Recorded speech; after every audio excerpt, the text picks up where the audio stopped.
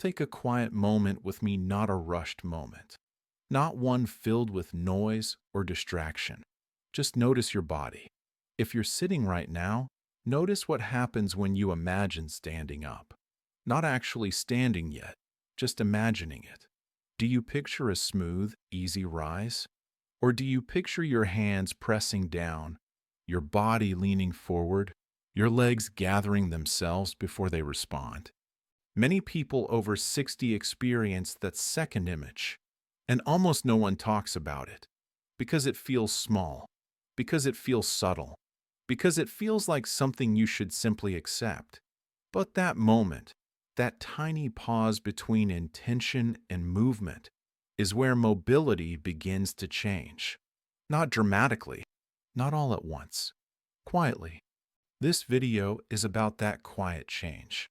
It's about the stage before walking becomes difficult, before balance feels uncertain, before falls become a concern, before independence feels fragile.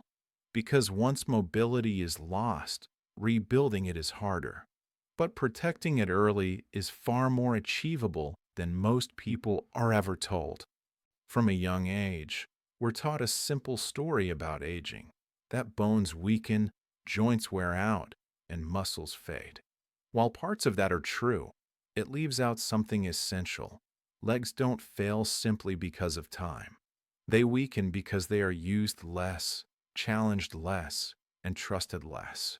Over the years, the body adapts to caution. Movements that once happened without thought, standing up easily, walking without scanning the ground, turning quickly, stepping over obstacles, are gradually replaced by careful rising, deliberate walking, avoiding uneven surfaces, and holding on to furniture just in case. This shift doesn't mean the body is broken. It means it has quietly adjusted to reduced demands because the body always adapts to what it's asked to do. Pain gets attention because it demands a response. It sends people to doctors, forces answers, and quickly changes behavior. Weakness does not work that way. Weakness whispers, showing up as fatigue, slowness, hesitation, and a gradual loss of confidence. And because it doesn't hurt, it is often ignored. Yet when it comes to mobility, weakness is far more dangerous than pain. Pain signals that something is wrong, while weakness allows function to quietly fade. This is why so many people say, "I don't know what happened, I just got weaker." Strength wasn't lost suddenly.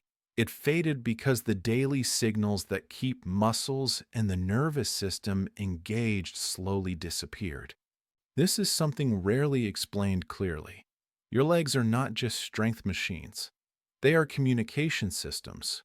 Every time you stand, your brain sends a message: prepare, stabilize, support.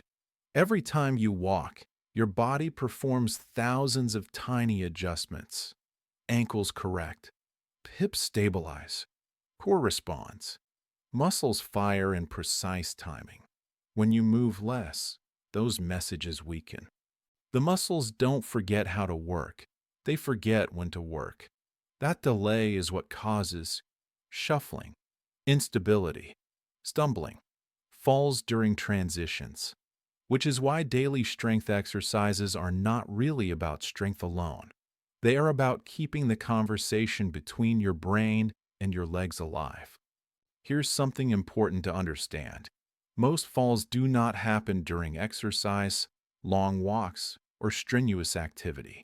They occur during ordinary moments, standing up, turning, stepping sideways, reaching, or transitioning from one position to another. Because of this, gym workouts alone don't always prevent falls. What truly protects mobility is training the movements that everyday life actually demands, which require low-intensity strength, repeated often, and performed with control. This is why daily movement matters more than intensity after 60. Many people assume that exercising hard once or twice a week is enough. but the aging body responds better to frequency than force. Muscles and nerves are like a light switch that slowly dims when not used. Daily movement turns that switch back on just enough to prevent fading. The goal isn't exhaustion, soreness, or pushing through pain. It's reminding the body what it can still do. Strength after 60 is not about force, but about control, stability, awareness, and confidence. A strong movement isn't a fast one. It's a movement you can start smoothly, control fully, and stop safely. That's why these exercises are slow, because slowness isn't weakness, it's precision, and precision is what keeps you safe. Let's be clear, this is not a fitness challenge, a weight loss program, a push yourself routine. This is a mobility preservation system, a daily confidence builder, a long-term independence strategy. Everything here is designed to be done at home, done safely, done daily, done without equipment, and most importantly, done without fear. If you practice what you'll learn here consistently, many people notice meaningful changes. Standing up becomes easier, walking feels steadier, balance improves, and fear of falling begins to fade. Confidence returns to everyday movement, not because strength appeared overnight, but because the body stopped forgetting how to move. It's important to pause for honesty here. Some of you may already feel weak, unsteady, or worried because you've struggled or experienced a fall. You are not late. Muscles respond to stimulation at any age, and the nervous system adapts whenever it's given safe, consistent signals. The body wants to move. It simply needs the right invitation, and that is exactly what this program provides. Next, we'll explore the 3 quiet forces that accelerate leg weakness after 60, why being overly careful can sometimes make things worse, and how fear subtly changes the way we move. Then we'll begin the exercises slowly and carefully, without rushing, pressure, or judgment, just purposeful movement done the right way. Leg weakness rarely appears suddenly. It develops because several subtle forces work together over time, quietly reshaping how the body moves and how much it trusts itself. These forces don't cause pain or announce their presence, but they gradually reduce strength, balance, and confidence unless they're addressed. The first of these forces is the comfort trap. Modern life minimizes effort through softer chairs, cars that replace walking, and homes filled with supportive features. While helpful, these comforts reduce the demands placed on the legs. The body adapts not to what it's capable of, but to what it's required to do, leading to gradual disengagement rather than sudden weakness. The body is extremely efficient. When certain muscles are needed less, it quietly reduces activation, endurance, and coordination to conserve energy. That's why leg weakness often surprises people who still feel active. The body doesn't measure activity in general terms. It responds to specific demands like standing from low chairs, balancing briefly, or lowering under control. When those demands disappear, so does the ability to meet them. The second force is a slowing signal between the brain and muscles. With age, communication can become slightly delayed unless it's trained. Even a fraction of a second matters for balance. A quick response prevents a fall. A delayed one allows it, even in someone who feels strong. That's why reaction speed and coordination matter just as much as muscle strength. The third and most powerful force is fear. After a stumble or fall, many people unconsciously change how they move, walking slower, taking smaller steps, avoiding uneven ground, or holding onto furniture. While this feels safer in the moment, it removes the challenge that keeps balance muscles strong. weakening the very systems that protect against falls. Confidence and strength form a loop. Confidence encourages movement. Movement preserves strength, and strength reinforces confidence. Fear reverses this cycle. The goal of daily practice isn't to eliminate fear, but to restore trust between the brain and the legs through repeated, controlled experiences. This is why extreme caution can sometimes backfire. Stiff movements, locked joints, and avoidance reduce adaptability. Safe movement isn't rigid, it's controlled. Control must be practiced to remain reliable. The exercises in this program are designed to be safe, not avoidant. Each time you stand smoothly, balance briefly, or lower yourself with control, your brain receives evidence that your legs can be trusted. Confidence isn't a thought, it's a neurological response built through experience, and daily movement keeps that message fresh. Strength training after 60 must be approached differently. Older bodies recover more slowly and thrive on consistency and precision rather than intensity. The goal isn't muscle size, it's function, standing without hesitation, walking without fear, and responding quickly to a misstep. Soreness is not a requirement for progress. In fact, soreness often discourages consistency. These movements are meant to stimulate, not damage, to leave you feeling warm, capable, and more aware of your legs, not depleted. Slow movement is essential because speed hides weakness while slowness reveals and corrects it. Strength is built during controlled lowering, not during momentum-driven effort. This principle protects joints, improves coordination, and builds confidence. Support is not weakness, it's intelligence. Using a chair or wall allows better form and reduces fear, and support naturally decreases over time. Daily practice matters more than long sessions. 5 to 10 minutes is enough to keep muscles engaged and confidence intact. Before we move on, it's worth reflecting.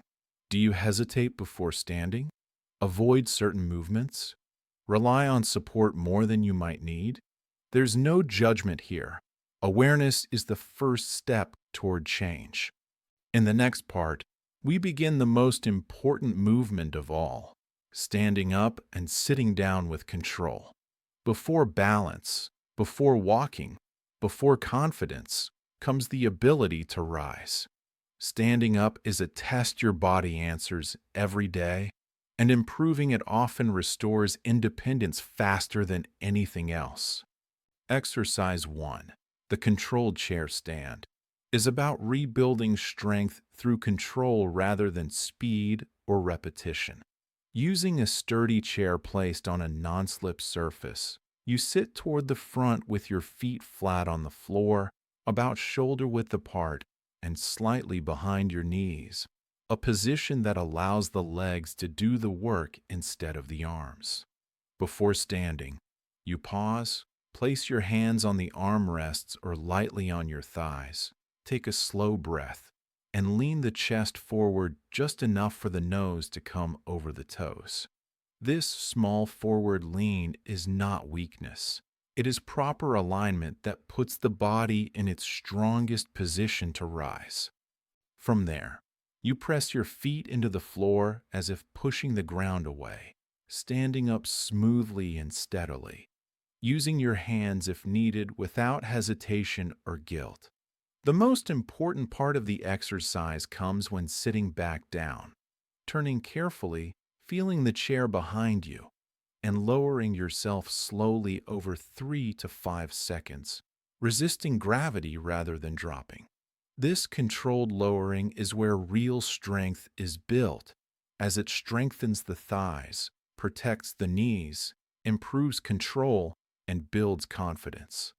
Shaking legs, early fatigue, or uneven effort between sides are common and normal. They are simply information showing which muscles need attention. Starting with 3 to 5 repetitions is enough, with quality always taking priority over quantity, and gradually building toward 8 to 10 repetitions once or twice a day without rushing. If the movement feels too difficult, modifications such as using both hands, adding a cushion to raise the seat, or performing partial stands are perfectly valid because the body responds to effort, not perfection. As the exercise becomes easier, progress can be made by reducing hand support, slowing the lowering phase further, or adding a brief pause before sitting, all of which increase strength without increasing risk. Each successful stand quietly reinforces the message that your legs can be trusted, allowing confidence to grow from repeated evidence rather than motivation alone. Exercise 2 focuses on relearning single leg support, a skill that is essential for safe walking. Walking is essentially a series of controlled falls, with one leg supporting the body's weight while the other moves forward. When single leg strength and control weaken, walking naturally becomes cautious and guarded, which is why this ability must be retrained. Balance practice begins by standing near a counter, sturdy chair, or wall, keeping support close without gripping it. The feet start hip-width apart, posture tall but relaxed, and eyes looking forward. From there, weight is gently shifted onto one leg while the other foot is slowly lifted just an inch off the floor. Height is not the goal, control is. As you hold the position, you may feel subtle ankle movement, hip engagement, and core activation, all signs that the balance system is waking up and doing its job. Begin by holding for 5 to 10 seconds, which is enough to be effective, and gradually build toward longer holds of 15, 20, or even 30 seconds as stability improves. Light fingertip support is always allowed and encouraged, with support reduced naturally over time. The goal is steady control, not forced independence, and rebuilding confidence one balanced moment at a time. This exercise is so powerful because it retrains the systems that keep you upright and responsive in real life. It improves reaction speed, strengthens the ankles, stabilizes the hips, and rebuilds confidence in your ability to support your own weight. By doing so, it prepares your body for uneven ground, quick changes in direction, and unexpected shifts in balance, the exact situations where falls are most likely to happen. A common balance myth is that swaying means you are doing something wrong, but in reality, swaying is part of the training.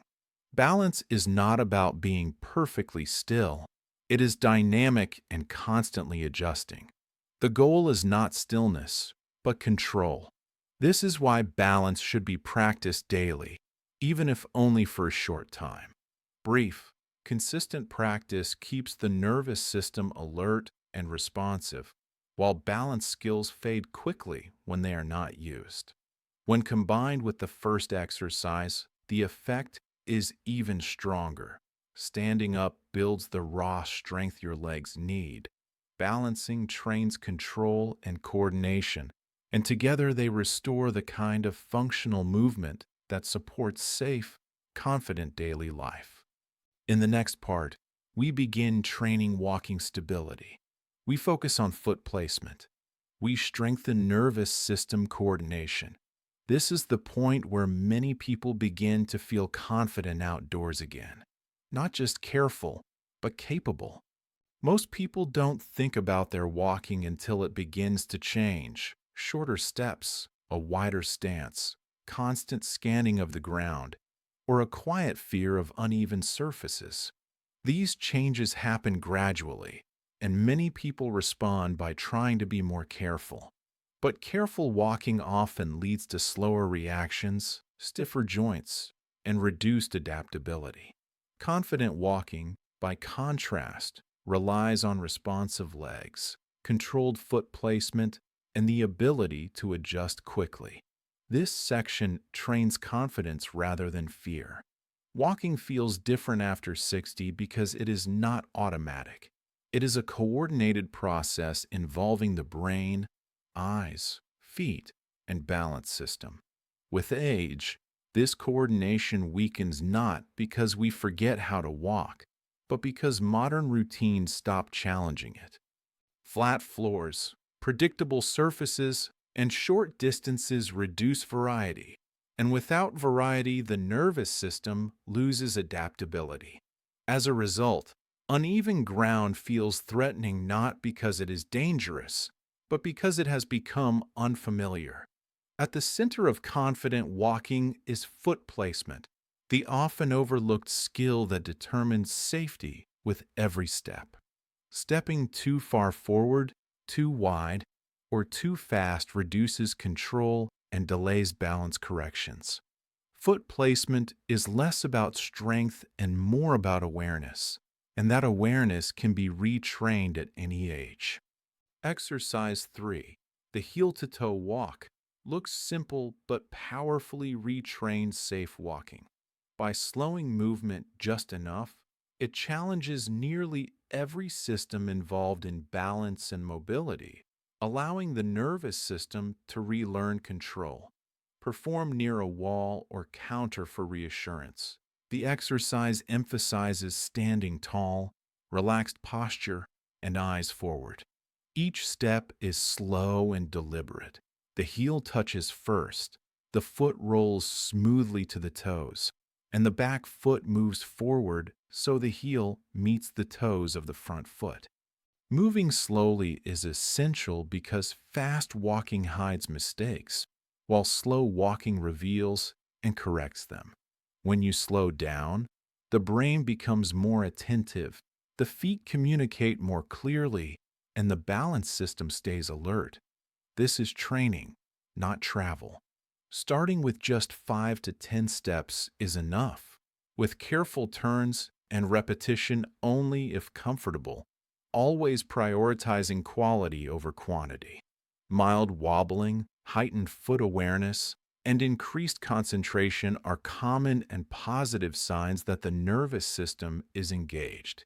Mistakes such as rushing, looking down, holding the breath, or locking the knees should be met with a pause and reset, not frustration. Light support from a wall, counter, or chair is always allowed, because the goal is control, not bravery. By retraining precise foot placement, timing, and the ability to adjust quickly, heel-to-toe walking directly addresses the most common causes of falls and helps make walking adaptable and confident again. Exercise 4 focuses on safely reactivating the thigh muscles, particularly the quadriceps, through controlled seated strength. The quadriceps play a critical role in standing up, supporting walking, and stabilizing the knees, and when they weaken, the knees often feel unreliable or unsteady. Seated leg extensions strengthen these muscles without placing stress on the joints. Performed while sitting tall in a sturdy chair with feet flat and the back supported, the movement involves slowly extending one leg forward, straightening it only as much as is comfortable, holding briefly, and then lowering it with control before switching legs. The emphasis is on smooth, deliberate movement with steady breathing and even effort, no snapping, swinging, or rushing. Beginning with 5 repetitions per leg and gradually building toward 10 or more is sufficient. Stronger thighs help absorb impact, support the knees, and improve endurance, reinforcing walking strength without requiring standing. As strength and control improve, small challenges such as holding the extension longer, gently flexing the ankle, or slowing the lowering phase further can deepen the benefit, showing that even minor adjustments can produce meaningful progress. Exercise 5 targets the often ignored calf muscles, which play a vital role in safe and confident walking. The calves are silent workers that control push-off with each step, assist balance, and help prevent trips. And when they weaken, walking can feel unstable and uncertain. Calf raises with support are a simple and effective way to strengthen them. Standing behind a chair with hands resting lightly and feet hip-width apart, you slowly rise onto the balls of your feet, hold briefly, and then lower back down with control. The most important part of this exercise is the lowering phase, which should be done slowly and deliberately, starting with 5 to 8 repetitions and gradually building toward 15 or more is sufficient. Calf strength is more important than many people realize, as weak calves contribute to short steps, poor balance, and difficulty with stairs, while stronger calves improve stability, confidence, and endurance. When combined with the other exercises, chair stands for strength, balance holds for control, heel to toe walking for coordination, and leg extensions for knee support, calf raises complete a balanced approach to mobility, helping rebuild trust in movement. As you pause and notice how you feel, not exhausted but more aware, remember that this awareness itself is progress. In the final part, the focus shifts to turning these movements into a daily routine, understanding what real progress looks like, staying motivated without pressure, and protecting mobility for the long term. By now, something may have shifted. Not dramatically, not loudly, but quietly. You may feel more aware of your legs, more connected to how they move, more confident that they can still respond. That awareness is the first sign of re-engagement. And now comes the most important question. How do you keep this going? Because mobility is not preserved by information. It's preserved by habit. Aging does not take mobility. Silence does. Inactivity does. Fear does. Movement keeps the conversation alive between your brain and your body. And it only takes a few minutes a day. If this video helped you, like it, subscribe, and leave a comment sharing which movement felt most important to you. Your experience may help someone else take their first step toward confidence again. Because strength after 60 isn't about proving anything. It's about protecting your ability to live freely.